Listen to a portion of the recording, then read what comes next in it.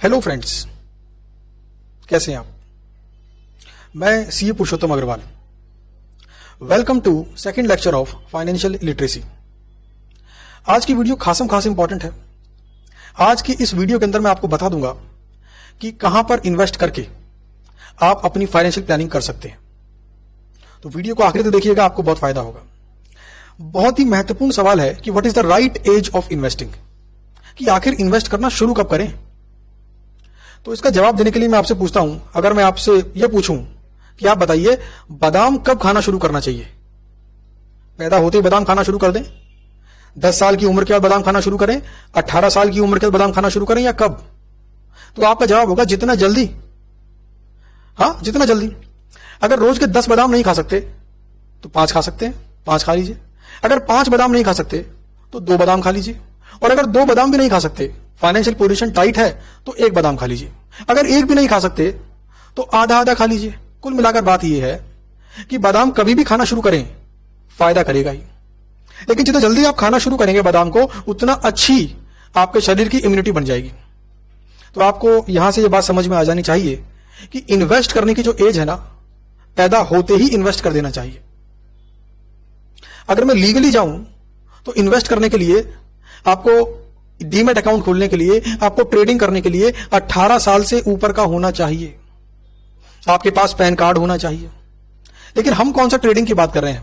सट्टा तो हम खेलते ही नहीं, इंट्राडे ट्रेडिंग तो हम करते ही नहीं। यहां पर हम बात कर रहे हैं इन्वेस्टिंग की, कि कैसे एक नवजात शिशु जो आज ही पैदा हुआ है, कैसे हम थोड़े से पैसे उसके नाम पर इन्वेस्ट करके उसका फ्यूचर को सिक्योर कर सकते हैं। तो what is the right age of investing? Since birth, पैदा होते ही इन्वेस्टमेंट हो जाना चाहिए। एक मशहूर इन्वेस्टर है, नाम सुना होगा आपने, वॉरेन बफेट। एक बार किसी ने उनको पूछा कि आपने अपना पहला स्टॉक, पहला शेयर कब खरीदा? तो उन्होंने कहा 13 साल की उम्र में। और उसके बाद उन्होंने यह भी कहा कि स्टिल आई रिग्रेट, कि मैं 13 साल लेट था। इट मींस वो कह रहे थे कि पैदा होते ही इन्वेस्टिंग स्टार्ट कर देनी चाहिए थी। बट ध्यान देना, वो शेयर्स खरीदने की बात कह रहे थे, कंपनी के शेयर्स। यहां पर हम कंपनी के शेयर्स खरीदने की बात नहीं कह रहे हैं। यहां पर हम एक ऐसी एसेट खरीदने की बात कर रहे हैं जहां पर हम 2 रूल लगा सकें। Rule number 1, protect your capital, और rule number 2, don't forget rule number 1। तो क्या ऐसी कोई एसेट है जहां पर आप इन्वेस्ट करें और आपको इस बात की सिक्योरिटी, सेफ्टी फील हो मन के अंदर कि हाँ यार, ये जीरो कभी नहीं हो सकता, लंबे समय में इसे बढ़ना तय है? क्या ऐसी कोई एसेट है? तो आपके मन में आएगा कि ऐसी कोई एसेट हो नहीं सकती। लेकिन आपको बता दूं, ऐसी एक एसेट है जिसका नाम है निफ्टी। निफ्टी के बारे में डिटेल में आपको किसी और वीडियो में बताऊंगा। निफ्टी मतलब बेसिकली होता है पूरी कंट्री की जीडीपी, यानी पूरी कंट्री आगे बढ़ेगी तो आप भी आगे बढ़ोगे। और आपको क्या लगता है 10 साल बाद इंडिया की जीडीपी जो है वो आज के बराबर रहेगी, या ज्यादा या कम? तो जाहिर सी बात है ज्यादा ही रहने वाली है, कम तो रहने वाली है ही नहीं। क्योंकि day by day her country क्या करती है? ग्रोथ। तो आप अपना पैसा कहां पे इन्वेस्ट कर रहे हैं? कंट्री के जीडीपी के अंदर। और जीडीपी कहां से रिफ्लेक्ट होता है? निफ्टी से। और निफ्टी खरीदने के लिए क्या कोई ऑप्शन है? हां, तो ऑप्शन है Nifty index fund. Mutual fund company आपको इंडेक्स फंड ऑफर करती है। तो हम क्या खरीदने वाले हैं, आपको बात समझ में आ गई होगी। यहां पर मैं बात कर रहा हूं निफ्टी इंडेक्स फंड की। तो पहला सवाल जो हर किसी के मन में आता है कि क्या खरीदूं, तो मैंने कहा निफ्टी इंडेक्स फंड। मैंने प्रॉपर्टी नहीं कहा, मैंने गोल्ड नहीं कहा, मैंने क्या बोला? Nifty index fund. क्योंकि अगर over a long period of time आप देखेंगे तो प्रॉपर्टी की रिटर्न और गोल्ड की रिटर्न हमेशा से कम रही है। इसमें बूम और बस्ट आते रहते हैं, निफ्टी में भी आते हैं, बट जो जीडीपी है वो 15% की ग्रोथ से बढ़ता ही रहता है। कितना परसेंट? 14% से 15%। तो पहले सवाल का जवाब मैंने आपको दे दिया कि राइट एज ऑफ इन्वेस्टिंग क्या है? पैदा होते ही। लेकिन पैदा होते ही आप तो कर नहीं सकते। तो कुल मिलाकर बात यह है कि अगर आपकी फैमिली में, आपकी जानकारी में किसी को कोई बेबी हुआ है, तो जब वो पैदा हुआ है तभी उनके पिताजी को या माताजी को उनके नाम पर इन्वेस्टमेंट चालू कर देना चाहिए। अब मैं आपको दिखाता हूं कि जो अर्ली स्टार्ट करते हैं वो कैसे फायदे में रहते हैं। अक्सर जब हम ये कोर्स करते हैं तो मेरे पास आने वाले मैक्सिमम लोग होते हैं 40s वाले, 50s वाले। जब उनकी एज 40 में टकरा जाती है, 40 के पार हो जाती है या 50 के पार हो जाती है, तो उनको टेंशन होती है कि यार 60 साल की एज होने वाली है, रिटायरमेंट होने वाला है कंपनी से, तो 60 साल के बाद एक्टिव इनकम तो खत्म, नौकरी जाना होगा नहीं तो मंथली सैलरी कहां से आएगी। तो अब वो चाहते हैं पैसिव इनकम। तो वो आके मुझसे पूछते हैं कि भाई कहां पे इन्वेस्ट करूं कि 60 साल के बाद मेरी पैसिव इनकम आती रहे, और वो पैसिव इनकम मेरी इतनी हो कि मैं अपने मंथली खर्चे पे कर सकूं। कोई भी खर्चा हो सकता है, घर खर्च, टेलीफोन का बिल, इंटरनेट का बिल, मोबाइल का बिल, कोई भी खर्चा, कहीं घूमने जा रहे हैं तो वो खर्चा, मूवी देखने गए तो वो खर्चा, A to Z सारे खर्चे। पैसिव इनकम से क्या पॉसिबिलिटी है? देखो पॉसिबिलिटी तो है, बट प्रॉब्लम यह है कि जिस एज में आके वो इसके बारे में सोचते हैं, वो एज एक प्रॉब्लम है। तो कुल मिलाकर बात यह है कि ये इन्वेस्टिंग वाला काम शुरू होना चाहिए था पैदा होते ही। तो मैं आपको दिखाता हूं एक एक्सेल शीट। देखिए यहां पर मैंने दो व्यक्ति लिए हैं दो व्यक्ति, उन्होंने सेम अमाउंट SIP के रूप में हर महीने इन्वेस्ट किया, 10,000 रुपए पर मंथ। इन्वेस्ट कहां पे किया, इसका जवाब मैं ऑलरेडी दे चुका हूं, निफ्टी इंडेक्स फंड। अच्छा, निफ्टी इंडेक्स फंड में कैसे बनाएंगे SIP, ये भी मैं आपको इसी वीडियो में बताने वाला हूं। तो दो व्यक्ति हैं, राम और श्याम कह लीजिए, दोनों के दोनों ने 10,000 रुपए पर मंथ का SIP स्टार्ट किया। कह लीजिए मंथली किस्त स्टार्ट करी 5 साल के लिए। कितने साल के लिए? 5 साल के लिए, यानी 10,000 रुपए पर मंथ। तो एक साल कितने हो गए? 1,20,000 और 5 साल के 6 लाख रुपए। अच्छा, 5 साल के बाद दोनों ने कंट्रीब्यूट करना छोड़ दिया, मतलब 5 साल के बाद SIP में पैसा डालना बंद कर दिया, मतलब जो डले हुए हैं उनको छोड़ दिया कि उनको निकालेंगे 60 साल के बाद। कब के बाद? 60 साल के बाद, यानी रिटायरमेंट के बाद निकालेंगे उनको। तो 5 साल इन्वेस्ट किया बस, और फिर दोबारा कभी इन्वेस्ट ही नहीं किया। और दोनों ये अमाउंट कब निकाला? जब वो रिटायरमेंट की एज पे आ गए। तो ये है अर्ली स्टार्ट करने वाला और ये है लेट स्टार्ट करने वाला। अभी सिर्फ 2 कॉलम देखिएगा, अर्ली स्टार्ट, लेट स्टार्ट। दो व्यक्ति थे, राम और श्याम। राम ने स्टार्ट किया 20 साल की एज में। 20 साल की एज में जैसे ही पैसे कमाने चालू किए, 10,000 रुपए महीना अगले 5 साल तक निफ्टी इंडेक्स फंड में डाला, और उसके बाद वहां पे डालना तक बंद कर दिया, मतलब उस SIP को बंद कर दिया। बोले बस 6 लाख रुपए बहुत है। लेकिन ये पैसा निकालेंगे कब? 60 साल की एज के बाद, यानी जिस दिन 60 कंप्लीट हो गए उसके नेक्स्ट मंथ। इन्वेस्ट किया 5 साल तक। अब बात करते हैं श्याम की। श्याम ने यही काम शुरू किया, बट कब? 30 साल की एज पर, वही 5 सालों के लिए। यानी कि राम और श्याम दोनों ने कुल इन्वेस्टमेंट कितना किया? 6 लाख रुपए का। एक ने किया शुरुआत 20 साल की एज से और दूसरे ने 30 साल की एज से। अमाउंट के लमसम डाल दी 6 लाख रुपए? नहीं, हर महीने 10,000 रुपए, यानी सैलरी आती गई 10,000 रुपए डालते गए, सैलरी आती गई 10,000 रुपए हर महीने के डालते गए। अच्छा, मैंने ये माना रिटर्न कितनी मिल रही है? 12%, यानी कि जो पैसा इन्होंने लगाया है वो 12% की रेट से बढ़ रहा है। यानी इस साल अगर 100 रुपए लगाए तो अगले साल 112, उससे अगले साल 112 प्लस 12% ऑफ 112। ये 12% क्या है? ये 12% है पूरे हिंदुस्तान के बढ़ने की ग्रोथ रेट, यानी GDP रेट। अगर मैं आपको बताऊं तो 15% 16% है इंडिया की GDP रेट। यहां पर बात कर रहा हूं मैं नॉमिनल GDP की। एक कंजर्वेटिव इन्वेस्टर होने के नाते मैंने सिर्फ 12% माना है। मैंने ये माना है कि 15% नहीं मिलेगी। कितनी मिलेगी?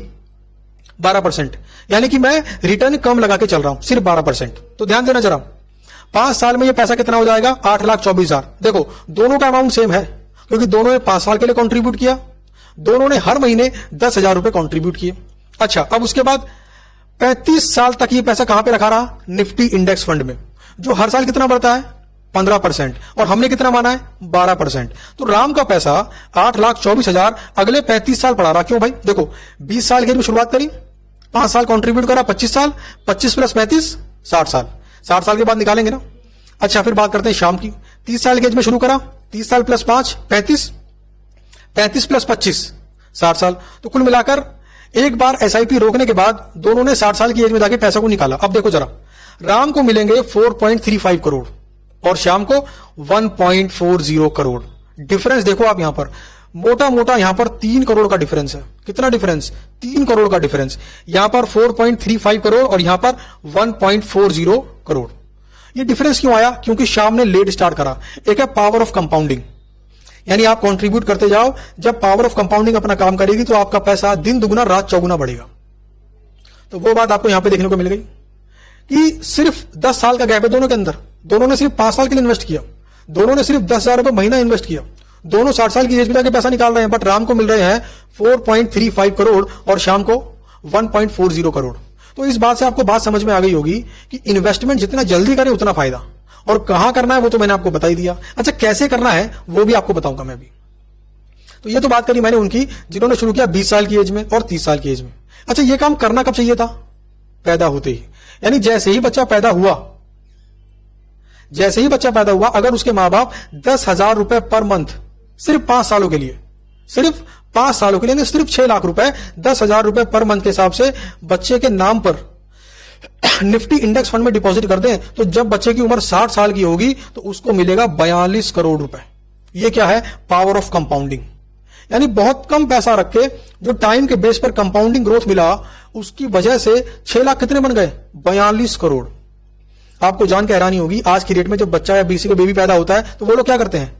गोल्ड खरीद लेते हैं, एफडी में पैसे जमा करवा देते हैं, जमीन खरीद लेते हैं, कोई प्रॉपर्टी खरीद लेते हैं, कोई घर खरीद लिया, कोई फ्लैट खरीद लिया। लेकिन ये सारे इन्वेस्टमेंट के तरीके कभी भी 60 साल की एज तक 42 करोड़ रुपए तक नहीं बढ़ सकते। तो इससे आपको समझ में आने चाहिए, अर्ली इन्वेस्टर हमेशा फायदे में रहता है। अच्छा, इन्वेस्ट कहां करना, ये तो मैंने आपको बता ही दिया। अब बात करते हैं कि इन्वेस्ट कहां करना। अब इन्वेस्ट कैसे करना, ये मैं आपको बताऊंगा। ध्यान दीजिए जरा। हमें क्या खरीदना है? Nifty index fund. ये क्या दिखाता है? पूरे इंडिया की निफ्टी में इन्वेस्ट करता है। निफ्टी मतलब वो कंपनीज जो इंडिया की ग्रोथ को आगे लेके जाती है। तो यहां पर बात कर रहा मैं निफ्टी इंडेक्स फंड की। आपको ईटीएफ में इन्वेस्ट नहीं करना है। Don't buy ETF. देखिए, अब आप में से कुछ लोगों को लग रहा होगा सर ईटीएफ क्या, हमें तो पता ही नहीं है। अगर आपको नहीं पता तो बहुत अच्छी बात है, बिकॉज एक नो नथिंग इन्वेस्टर ज्यादा अच्छे से इन्वेस्टमेंट कर पाता है as compare to more knowing investor. तो अगर आपको ईटीएफ के बारे में नहीं पता, बहुत ही अच्छी बात है। तो ये है आपका निफ्टी इंडेक्स फंड। इसे कहां से खरीदेंगे हम? तो हम जाएंगे utimutualfund.com पर। कहां पर? utimutualfund.com। तो utimf.com। अच्छा, अब ये हम क्यों खरीद रहे हैं? क्योंकि निफ्टी इंडेक्स फंड को खरीदने के लिए बहुत सारे फंड हाउसेस ऑफर करते हैं फैसिलिटी करने के लिए। हम यूटीआई से क्यों खरीद रहे हैं? क्योंकि यहां पर एक्सपेंस रेशियो सबसे कम है, या कह लीजिए एक आम लैंग्वेज के अंदर कि साल में लगने वाला कमीशन बहुत कम है, 0.10%। यानी 100 रुपए का माल खरीदोगे तो 10 पैसे लेगा। अब सोचो, 100 रुपए का माल खरीदने पे 10 पैसे, कुछ भी नहीं है। और सबसे कम एक्सपेंस रेशियो किसका है? यूटीआई का। अच्छा, वहां पर 2 प्लान है, एक तो होगा डायरेक्ट और रेगुलर। तो हमें कौन सा लेना है? डायरेक्ट। एक होगा डिविडेंड या ग्रोथ। तो हमें कौन सा लेना है? ग्रोथ। इन दोनों के बारे में थोड़ा सा आपको आइडिया देता हूं, डिटेल में अपनी किसी और वीडियो के अंदर आपको बताऊंगा। Direct and regular. डायरेक्ट मतलब होता है कि आपका पैसा यहां पर निफ्टी की जो टॉप कंपनी है उनमें लगेगा, और रेगुलर में क्या होता है कि वो थोड़ी सी उठापटक करते हैं। निफ्टी में किसी कंपनी में कम पैसा लगा है तो वो देख सकते हैं कि ऊपर करना है कि नीचे करना है। ये कौन करता है? Mutual fund manager. तो हमने किसी और की एडवाइस के बेस पर या किसी और को पैसे देकर हम उसे बोलेंगे तू हमारे पैसों को बढ़ा, तो ये हम नहीं करने वाले। हमने क्या करना है? हमने डायरेक्ट ऑप्शन चूज करना है, और दूसरा ऑप्शन है ग्रोथ या डिविडेंड। हर कंपनी पूरे साल में प्रॉफिट कमाती है और साल के आखिरी में कुछ डिविडेंड, कुछ लाभ अपने शेयर होल्डर्स को बांट देती है, उसे बोलते हैं डिविडेंड। लेकिन 60 साल तक हम इस पैसे को निकालेंगे नहीं। हमने कहां पे डाला? ग्रोथ। इसका मतलब है कि जब भी कंपनी डिविडेंड देगी तो ये म्यूचुअल फंड हाउस यूटीआई उस डिविडेंड से भी आपके लिए निफ्टी खरीद लेगा। तो ये दिखा रहा हूं मैं प्रोसीजर। जब आप utimf.com पर जाओगे तो वहां पर अपना अकाउंट ऑनलाइन बना सकते हैं, पैन कार्ड की रिक्वायरमेंट होगी। उसे करने के बाद जाओगे मेक ए ट्रांजेक्शन। तो देखिए, सबसे पहले आपको चूज करना होगा प्रोडक्ट। तो प्रोडक्ट कौन सा है? UTI Nifty index fund. Direct या रेगुलर? तो डायरेक्ट। अच्छा, ग्रोथ या डिविडेंड? तो ग्रोथ। इसके बाद जितनी भी सिप आप डालना चाहते हो, मतलब कितने अमाउंट की और कितनी, कब तक, तो आपके बैंक अकाउंट से ऑटोमेटिक हर महीने उतना पैसा कटेगा और ऑटोमेटिक निफ्टी फंड में इन्वेस्ट हो जाएगा। इस काम को करने के लिए आपको 5-7 मिनट से ज्यादा नहीं लगने वाले। और आखिरी में आपका आ जाता है पेमेंट करने का ऑप्शन। ये आ गया जी प्रोसीड। तो बस यहां पर पेमेंट करिए और बैंक से आपका एसआईपी लिंक हो जाएगा। एक कोड मिलेगा आपको, वो आप अपनी बैंक वाले स्टेटमेंट में जाकर लिंक कर सकते हैं, यानी ऑनलाइन बैंकिंग में जाकर लिंक कर सकते हैं। तो ये पूरी की पूरी वीडियो सिर्फ एजुकेशनल पर्पज से थी, आपको समझाने के लिए थी कि इंडिया का जो जीडीपी है वो किस प्रकार से आपको आगे बढ़ने में मदद कर सकता है। उम्मीद करता हूं आपको ये वीडियो अच्छी लगी होगी। अगर वीडियो आपको अच्छी लगी है तो वीडियो को लाइक करें, नीचे कमेंट करें, और किसी और बारे में भी आप डिटेल में जानना चाहते हैं या कोई और भी चीज अगर आप जानना चाहते हैं तो नीचे कमेंट करके पूछें। अगर पॉसिबल हुआ तो मैं उनके ऊपर भी वीडियो बनाकर आपको उसके ऊपर एजुकेट करूंगा। चलिए मिलते हैं आपसे अपनी अगली वीडियो के अंदर। Thank you.